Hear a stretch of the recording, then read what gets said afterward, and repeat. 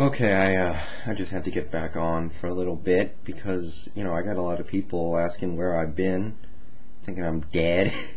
I'm not dead. My laptop's been out of commission for about 2-3 weeks now, and, on top of that, I've been busy with school, and I thought I was getting my laptop back this week, but as it turns out, it's not going to happen. So I got around to installing the proper hardware onto the desktop, so that's where I am now. That's why things look a little different, but it's nice to be back in the saddle.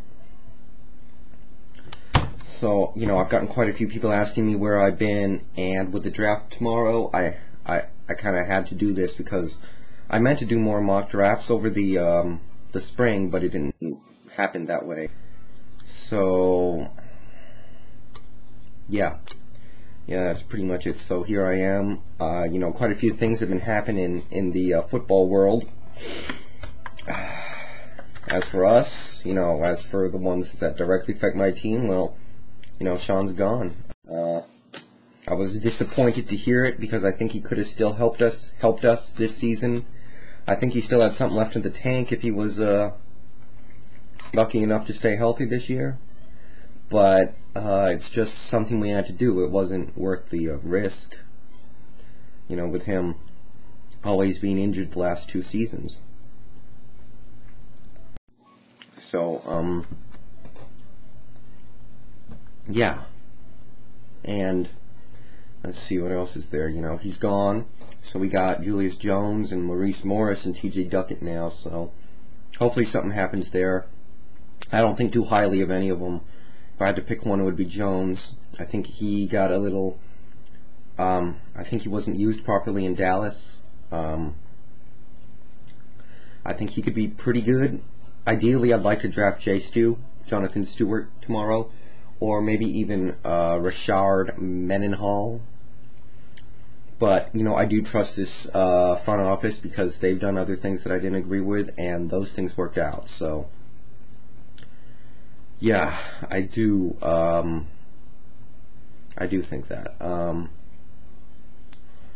Beyond that, not too much has been happening with us. We got the draft tomorrow, and I can't wait. The draft is just such a great event for sports fans.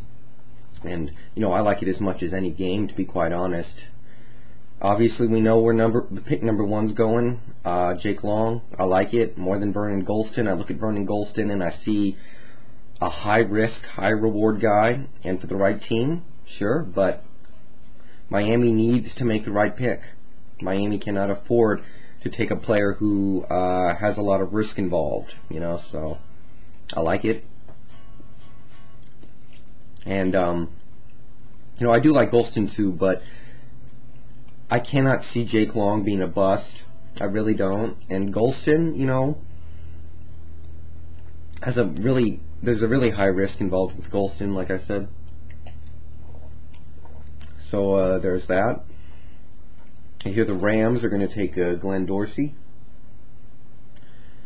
But and actually they're split between Glenn Dorsey and Chris Long, so we'll see how that turns out. But it's going to be interesting to see the 31 picks afterwards, and so on and so on. Madden cover guy got announced last night late. Brett Favre. Interesting. You wonder what kind of features they're going to throw in, because obviously over the years they've kind of had the cover guy be somewhat representative of whatever they were adding to the game. With Ray Lewis, it was the hit stick. With Donovan McNabb, I think it was the vision cone. So we'll see what they do. Maybe they'll make it so careers last 3 times as longer than they usually did, or something. I don't know, but it should be interesting. I wanted, when I thought about who I wanted to see on the cover, I could have gone for, I would have liked to see Adrian Peterson. I think he would have been fun. Or even Eli Manning, just because he's as hot as he's ever going to be right now. You can't top what he did last season. You just can't. And Another guy I would have liked to see, even though I knew it wasn't going to happen, is Devin Hester. I think the special teams in Madden needs to be revamped. But anyway, for this Madden 09 thing, I might have to get this when this comes out. You know, I did not get Madden 08 when it came out. Now I just feel like that ship has sailed, but 09, I might just have to consider that.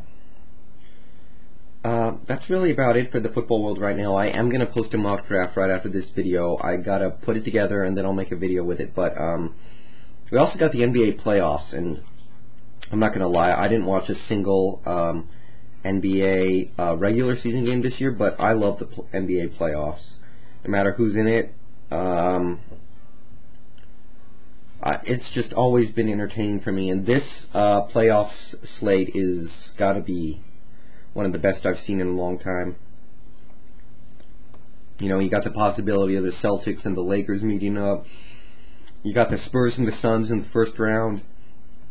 You got Detroit meeting up with Boston in the conference finals, probably.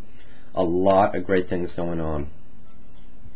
I've watched pretty much every game so far, and that Spurs Suns game 1 was instant ESPN classic material, but the second game, so much hack-a-shack, and it really does suck out the entertainment of the game when other teams start playing hack-a-shack. And I know it's a pretty good strategy, but it's just not fun anymore. So can't say I was a fan of that, but I was extremely entertained by how the Spurs seemed to be playing on all-pro in the first half, and then in the second half they just set it down to rookie or something, because every shot they took seemed to fall. The Suns couldn't get a basket to save their life. There were turnovers. It was just crazy how San Antonio took over that game. I'm very entertained by the Lake Show. I'm very impressed with what I see from LA right now. Kobe exploding in a couple of games. The first game, okay, he didn't have the best game of his career, but second game he went off. Gasol brings back memories of Shaq in LA. I'm definitely entertained by that series. I think Game 3 is tonight, and I'm definitely gonna look out for that because I like to watch the Lakers this season. As for who I think is going to come out of the West, I really am torn between the Lakers and the Spurs. Both teams have impressed me so much in these first two games. I feel very confident that these teams are going to meet in the conference finals, but I don't know who I think is going to win. My pre-playoff pick was San Antonio. If you held a gun to my head, I'd probably stick with that, but it's going to be a great finals, and I cannot wait. What else do we got?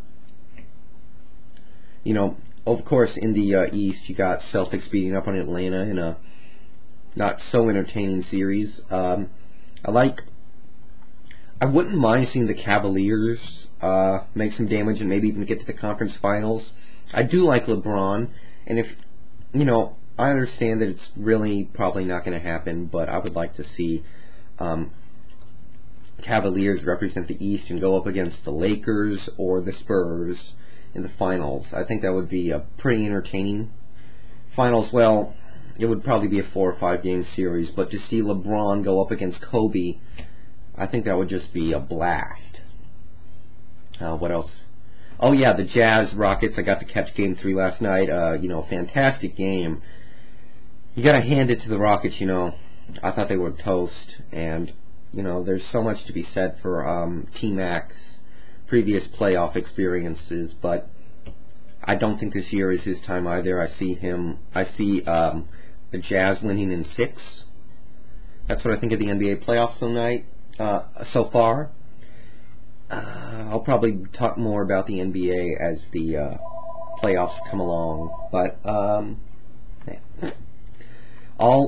I think I'll do that mock draft now in the next video, so hang tight for a minute.